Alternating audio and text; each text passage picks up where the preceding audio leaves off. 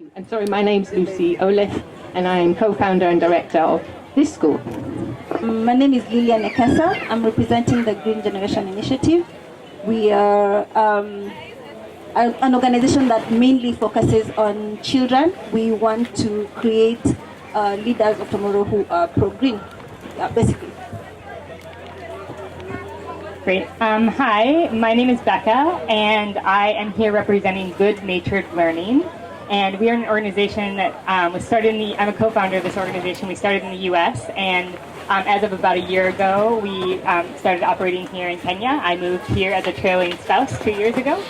And we are a teacher professional development organization that empowers teachers to integrate bite-sized, modest, and meaningful, routine nature connections into the way they teach.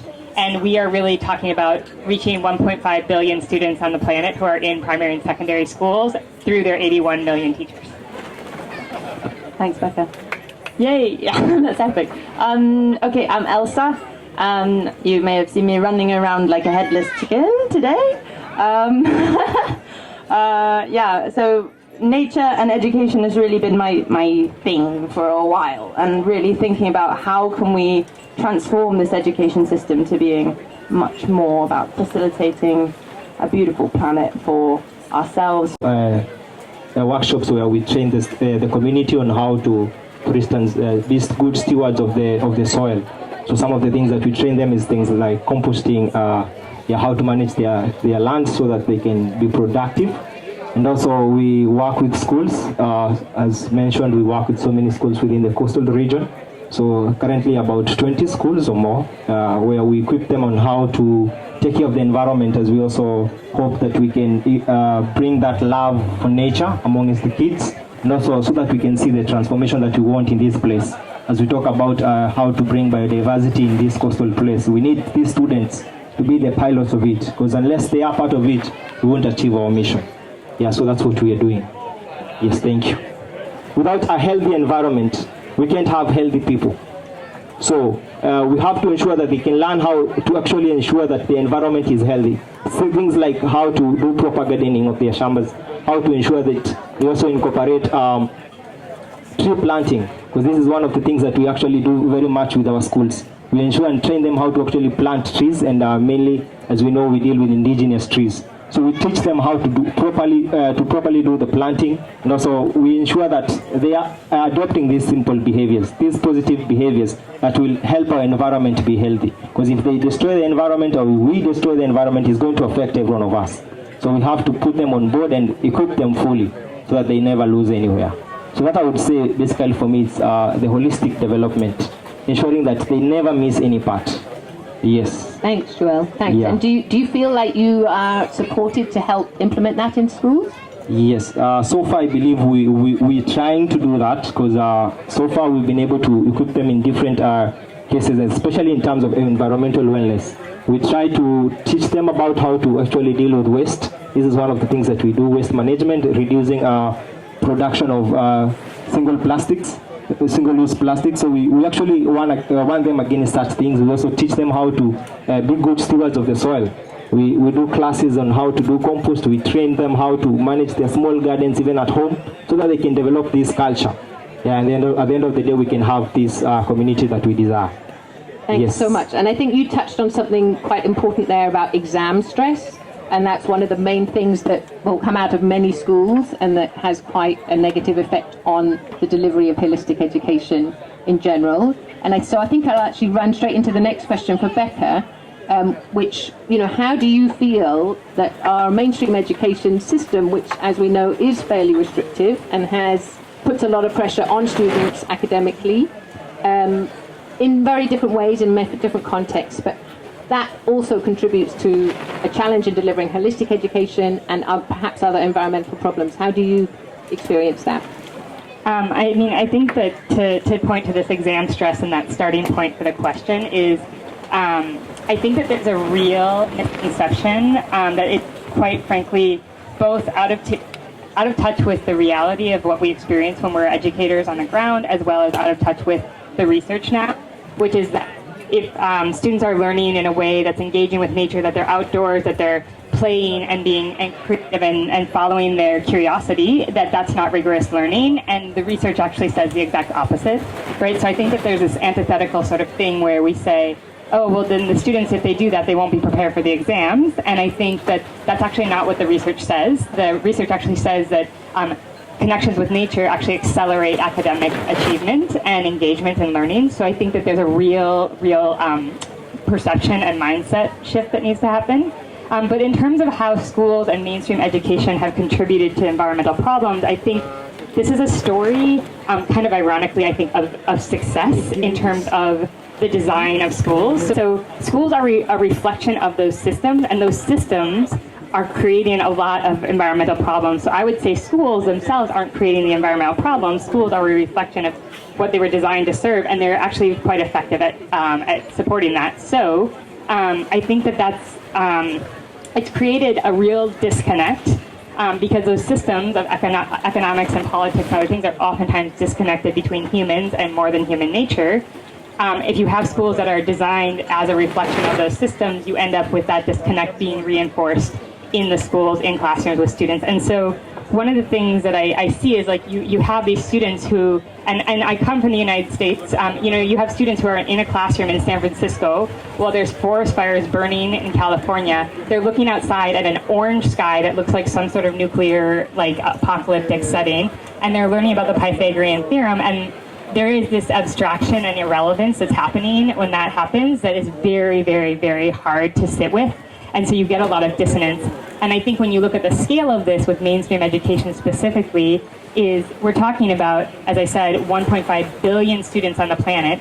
50, I just looked this up, 57% of students live in urban areas. It's expected to be 70% by 2050.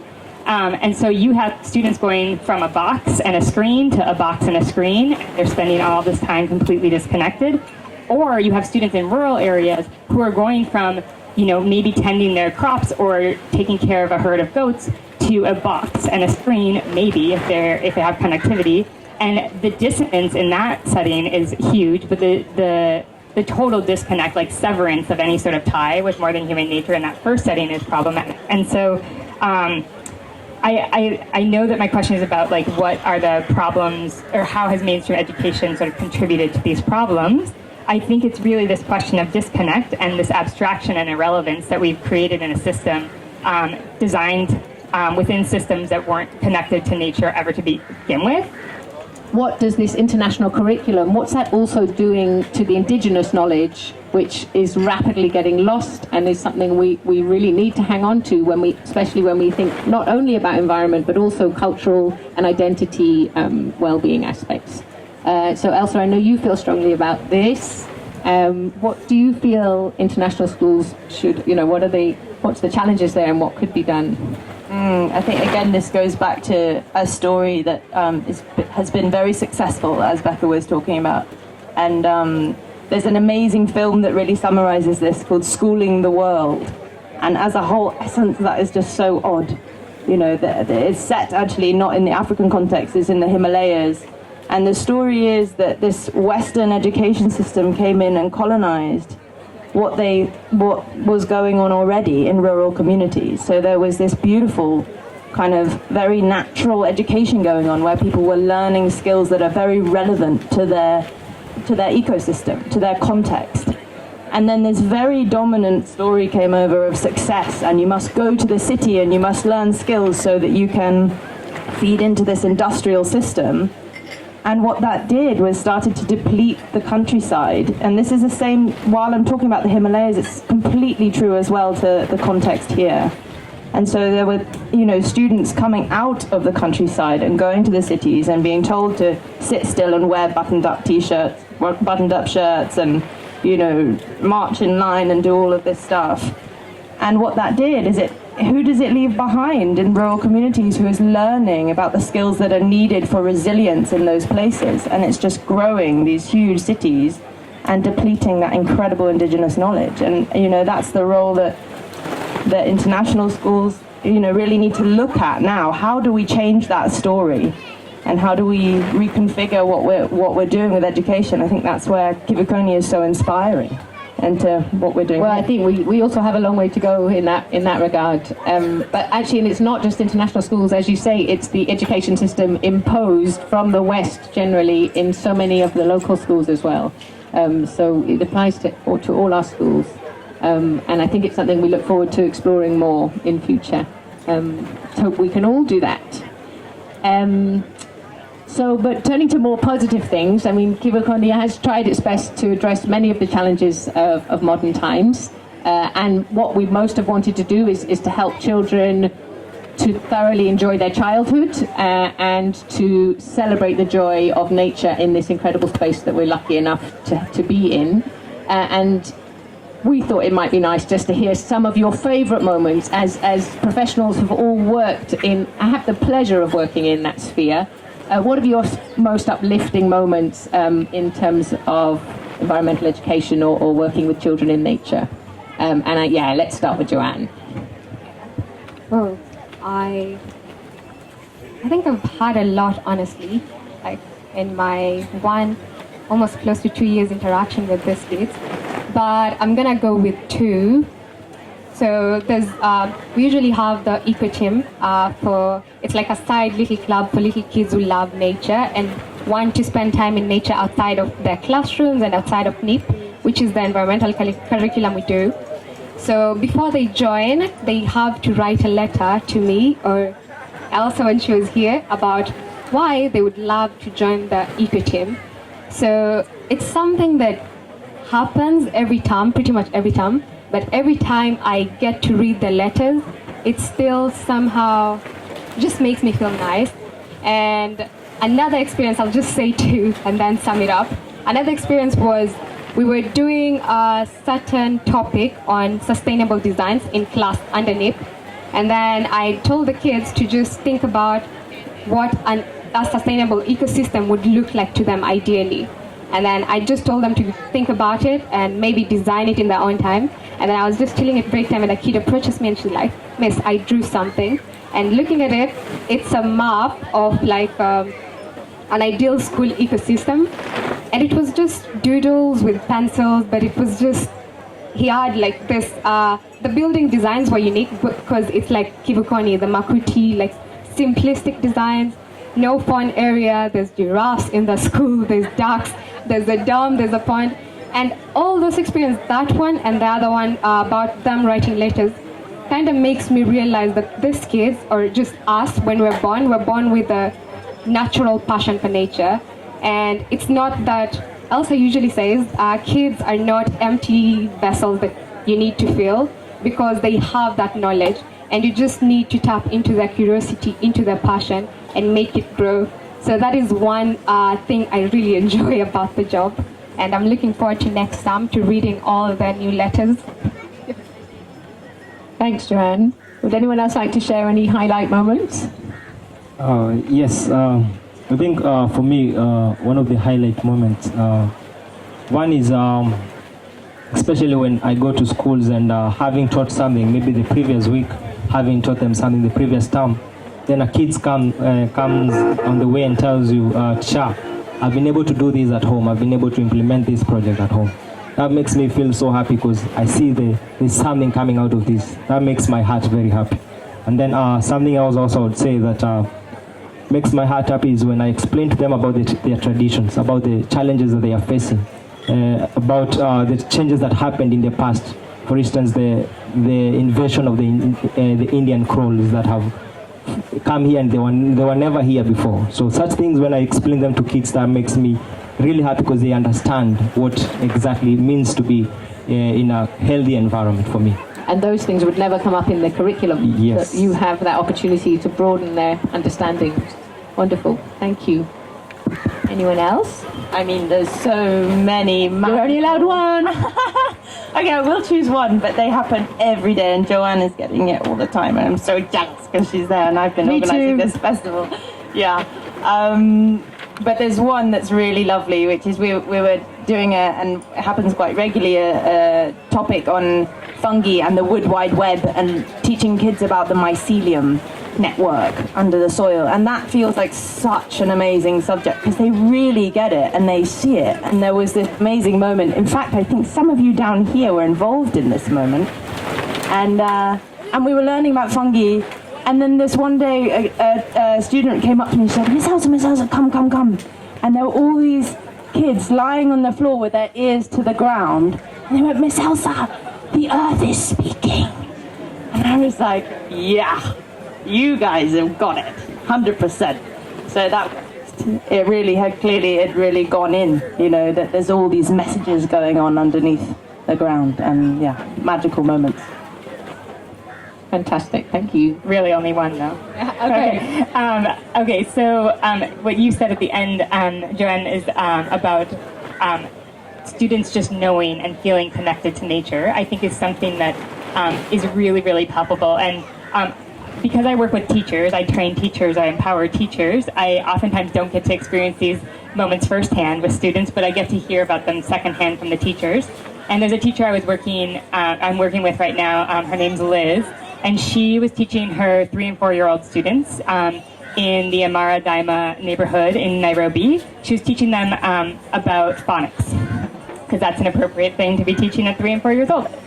And she took her students outside, right? Apple a day, simple, modest, nature-based learning. She took her students outside to walk around and look for things that started with the nest sound, right? So they were looking for birds' nests and other things on their school campus.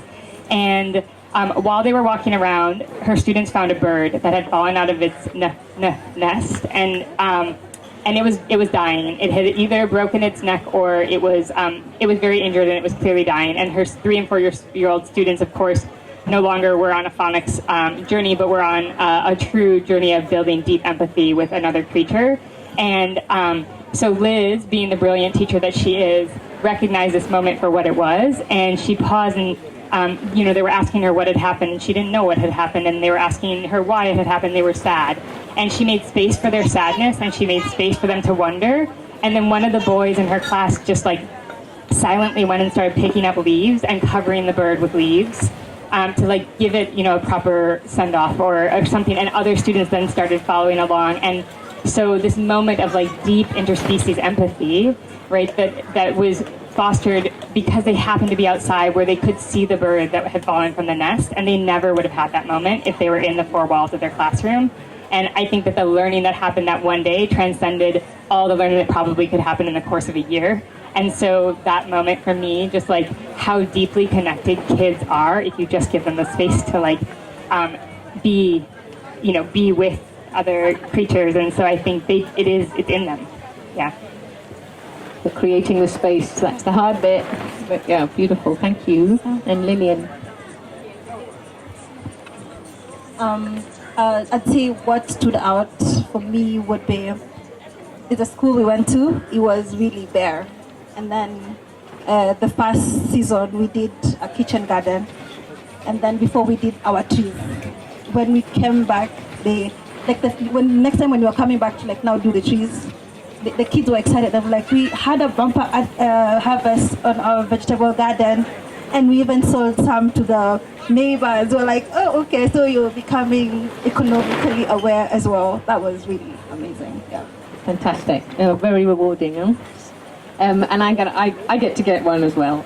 And I remember many years ago when we had a long march of safari ants on a mission across the school, and then they were going towards where the IT block is now. And there were some children, I think, in about year 3, 4, and they were fascinated by these ants. And then they got really worried because everyone was about to come from swimming and from lunch and walk through that path and maybe not notice the ants. And they came running into the office, and they got a chair, and they put the chair over the ants where they were running in a line, marching in a line under the chair. And then they got a bit of scrap paper and they wrote, "Take care, ants on the move," because they didn't want anyone stamping on the ants. And for me, that is the way that it should be, that way round. The fact that the children were appreciating that we share this space with the ants and the monkeys and the bats and the birds. Unfortunately, even the crows at the moment. But and so that's what we love to celebrate with the children. Good, thank you. We're running a little bit over time, so I'm going to merge our next two questions into one and make it the final one, and give you the option. We wanted to wrap up. There may be some other educators here, and there are certainly a lot of parents, and perhaps there's a lot of potential parents to be in future. So we thought we'd also just have a think. You can either choose, what would you guys, as screen educators, want to say to either all the head teachers in the world, but go gently, because actually it's a lot harder to implement than you might think, to either all the head teachers in the world or to all the parents in the world, if you wanted to help them try and create a better world for their young students or their young children. What would be the advice you would give them? I would say for parents, just be a better role model. Whatever you want your children act by what they see. So if you want your children to behave a certain way, or you want your children to have certain charisma, I would say also behave that way. If you want to be an environmentalist, teach by example. You cannot just speak one thing and do a different thing. Kabisa, thanks so much. I would choose the head teachers. So I'll talk to you with the others.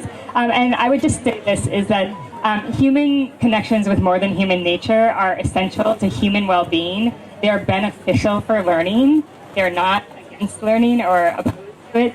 They're essential for human well-being, and they are essential for planetary well-being. And when I say planetary well-being, I mean all of our beings, human and non-human.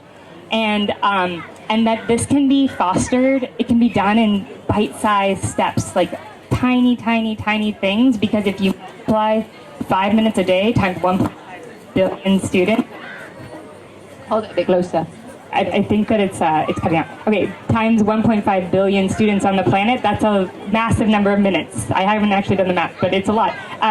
And so I think that you can see that, like, this can be done, it's possible, and you just have to work within whatever constraints and assets you have on the ground. And so it's about being resourceful, being scrappy, and rolling up your sleeves and making it happen in whatever the context is. And if you're in Kivukoni, you have some pretty incredible opportunities.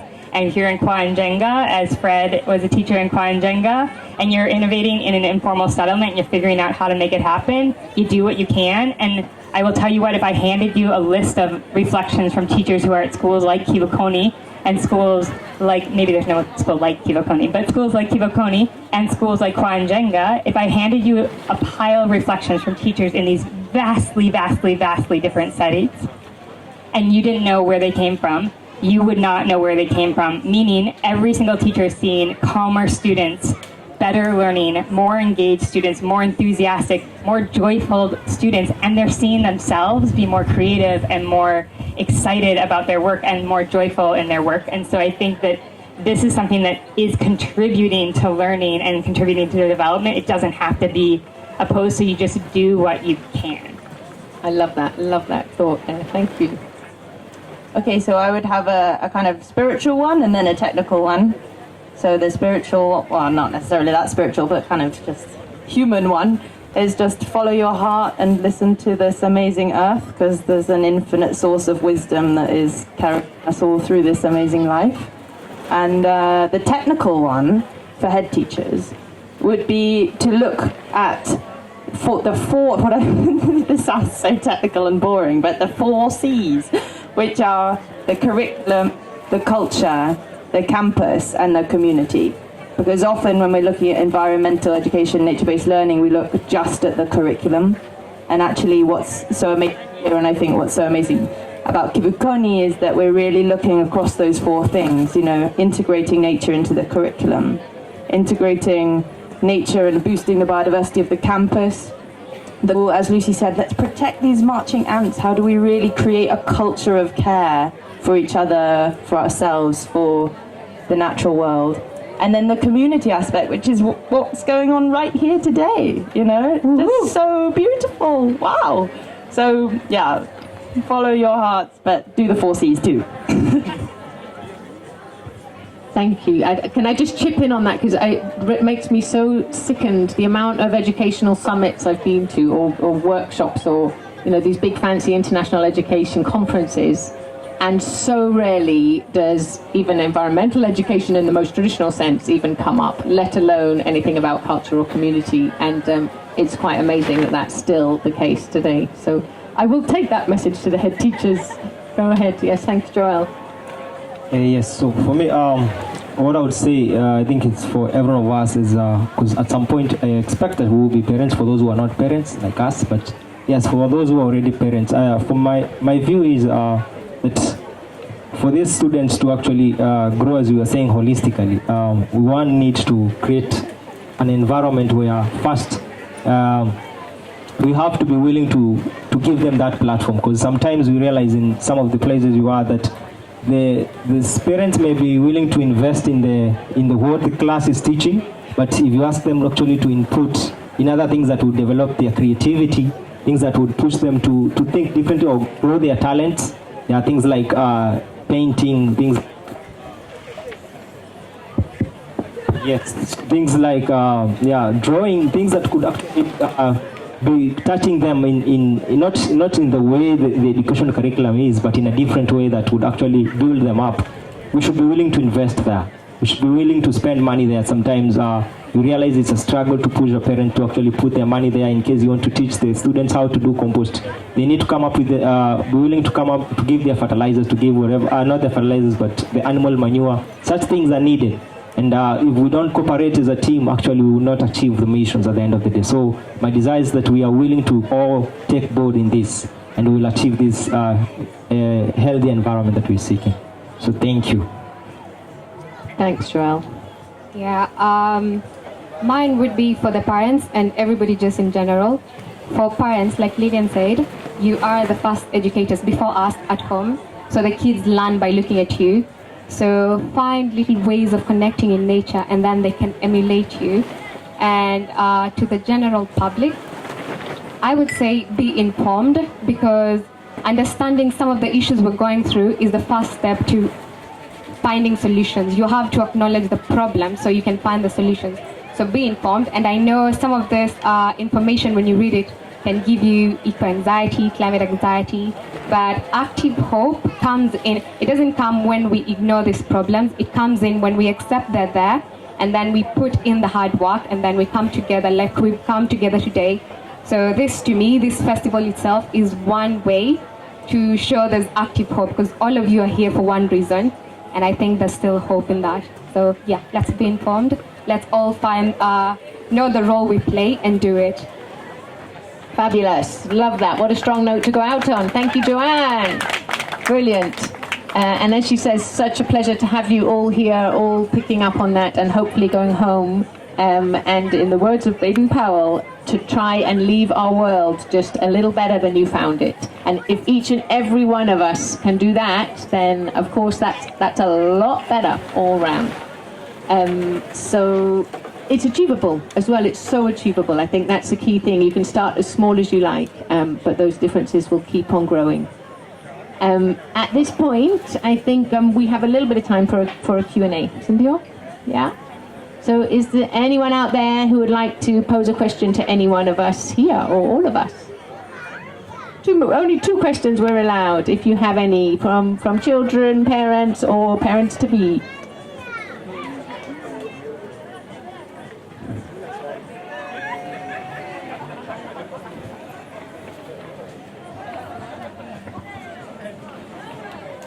You talked about the children writing letters. Do they send in any of these letters to the politicians?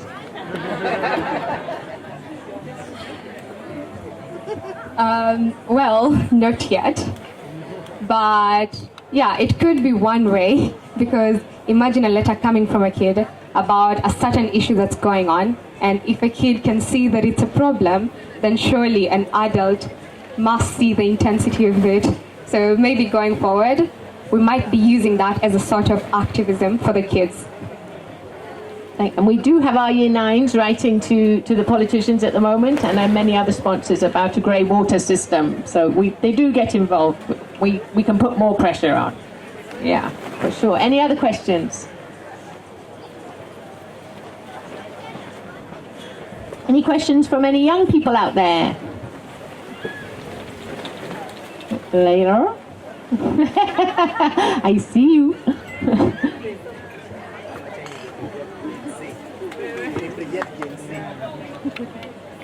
Hello, mine is a question.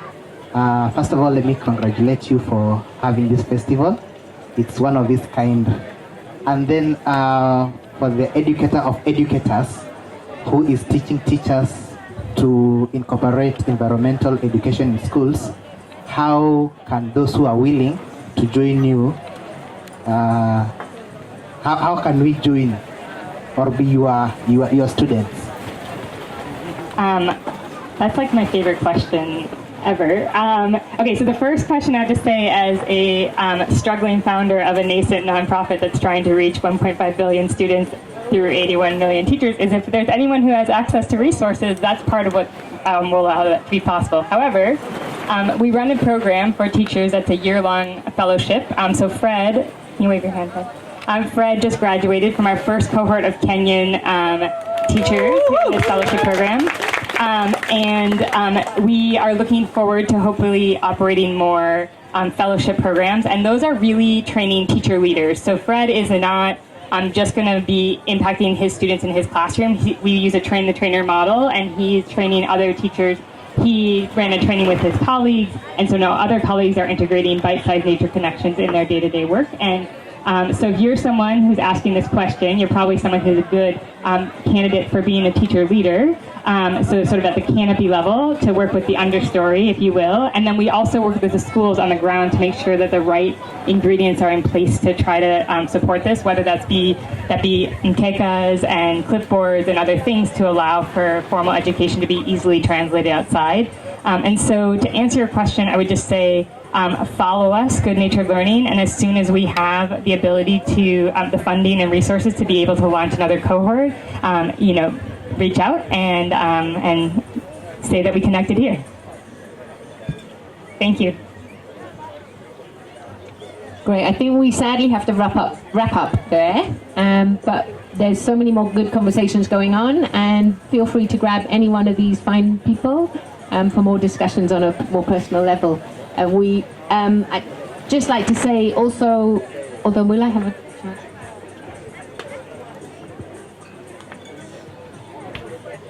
Fine, I'm not going to say anything else. But a big thank you to you guys also for traveling all this way. Some of you not so far, but some of you from Nairobi. We have loved having you on board, loved the input, and look forward to more conversations moving forward. Let's put our hands together for the Green Educators.